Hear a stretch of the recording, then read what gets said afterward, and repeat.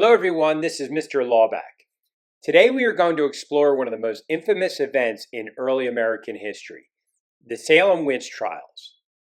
What sparked these events? What led to the frenzy that gripped a small New England community in 1692?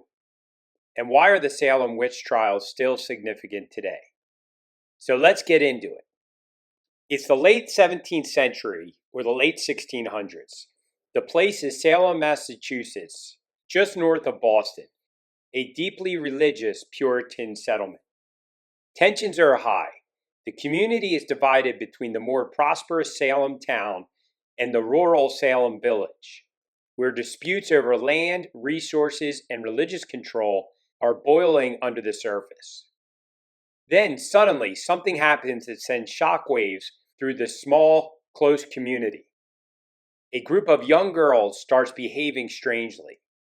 In January of 1692, a few young girls in Salem Village, including Betty Paris, the daughter of the village's minister, and her cousin Abigail Williams, begin experiencing mysterious fits, convulsions, and screaming outbursts.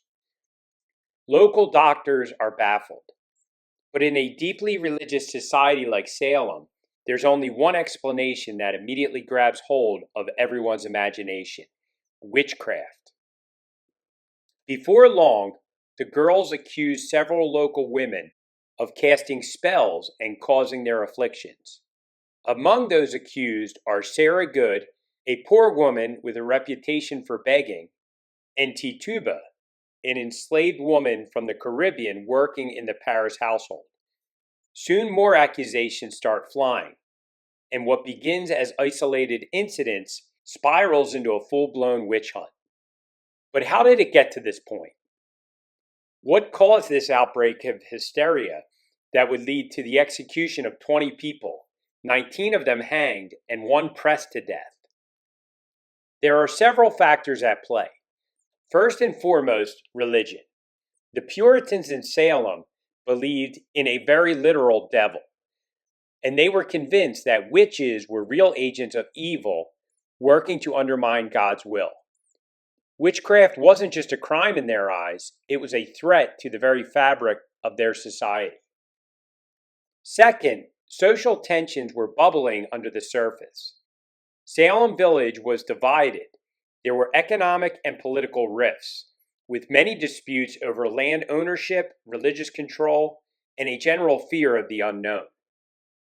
It's important to note that many of the accused were women who didn't fit the Puritan mold, those who were seen as outcasts or threats to the established order. Many of the accused were of the lower socioeconomic class, and they were often accused by the upper socioeconomic class. But perhaps the most powerful force driving the witch trials was fear itself. In a community facing hardships like disease, Native American raids, and crop failures, people were looking for a scapegoat, someone or something to blame for their misfortunes. The mysterious fits the girls experienced, which we now might explain as stress, illness, or psychological causes, were interpreted as witchcraft in an atmosphere already primed for fear. From 1692 to May 1693, over 200 people were accused of witchcraft in the Salem area, both men and women, but mostly women.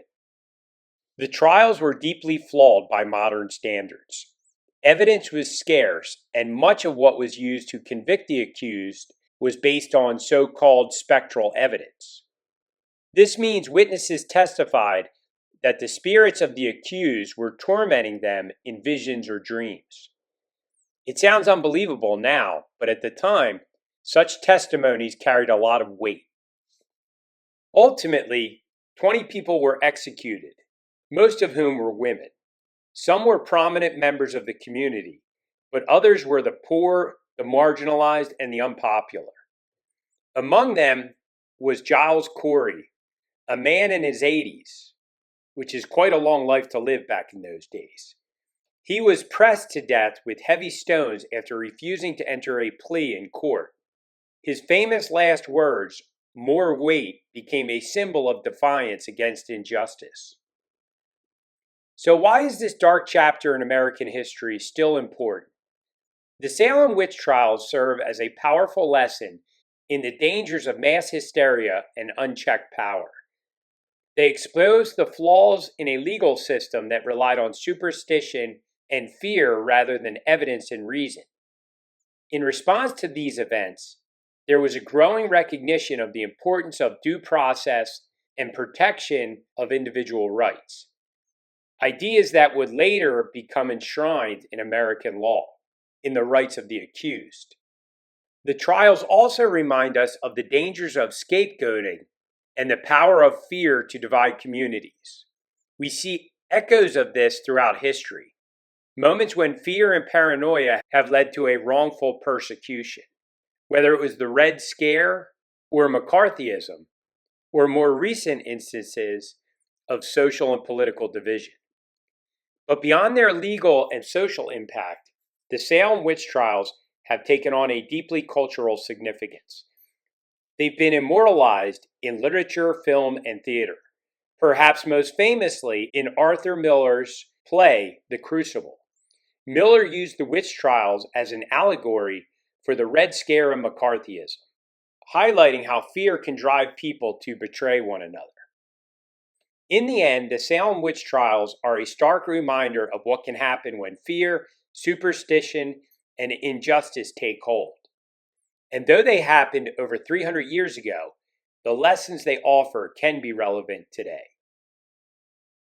I hope you learned a little bit more about the Salem Witch Trials. Thanks for joining me, and have a great rest of the day.